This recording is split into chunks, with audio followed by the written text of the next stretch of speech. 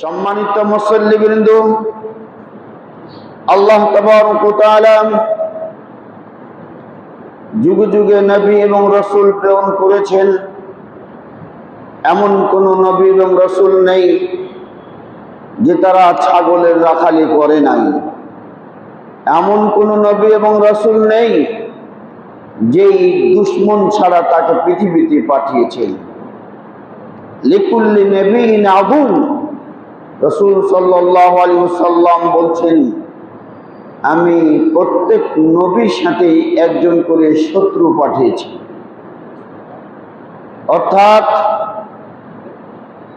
নবী করিম সাল্লাল্লাহু আলাইহি সাল্লামের তারও অপোজিট পার্টি ছিল আবু লাহাব, আবু তালেব, উতবা, শাইবা। ঠিক তেমনি ইব্রাহিম আলাইহিস সালামের আপনার বিপরীত পার্টি ছিল নমরুদ। ইব্রাহিম আলাইহিস সালাম একজন মানবিক নবী এবং সচেতন মানুষ হিসাবে তিনি রবকে পাওয়ার আশায় তিনি রবের কাছে প্রার্থনা করছিলেন এইভাবে, ওয়াইজ ক্বালা ইব্রাহিম রব্বি আরিনি কাইফা তুহিল মাউতা ক্বালা ওয়ালাম তুমিন ক্বালা বালা ওয়ালাকিন লিয়াতমাইন্না কলবি। ইব্রাহিম আলাইহিস সালাম আল্লাহর কাছে প্রার্থনা করলেন, হে রব, তুমি আমাকে দেখাবে তুমি মৃত্যুকে কিভাবে জীবিত করো। আল্লাহ তাবারক ওয়া তাআলা প্রশ্ন ছুড়ে দিলেন, তুমি কি এটা বিশ্বাস করো না?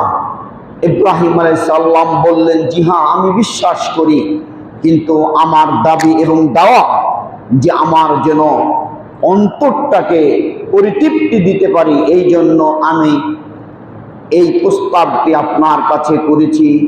আপনি মৃত্যুকে জীবিত করে আমাকে দেখাবেন, আমার বিশ্বাসের দ্বার যেন আরো মজবুত হয়, তার জন্য আমি আপনার কাছে প্রার্থনা করেছি।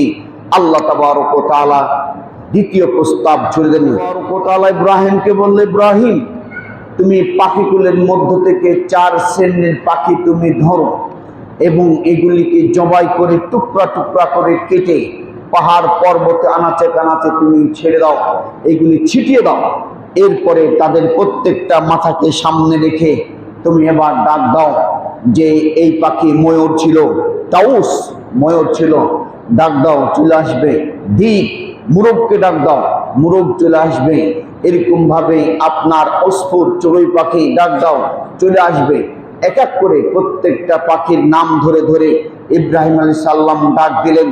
তখন সকল ছিঁড়ে ছুটিয়ে থাকা বস্তুগুলি আল্লাহ তাবারক ওয়া তাআলার নির্দেশে সবকে একত্রিত করে তিনি প্রত্যেকটা প্রাণীর পূর্ণাঙ্গ তার নিজ হাতে জবাই করা প্রাণীগুলি, যেগুলির গোস্ত পাহাড়ের চূড়ায় ছুটিয়ে দিয়েছিল, ছিঁড়িয়ে ছুটিয়ে থাকা সমস্ত প্রাণী আপনার সব প্রত্যেকটি নাম ধরে ধরে ডাকার সাথে সাথে তার কাছে উপস্থিত হয়ে গেল।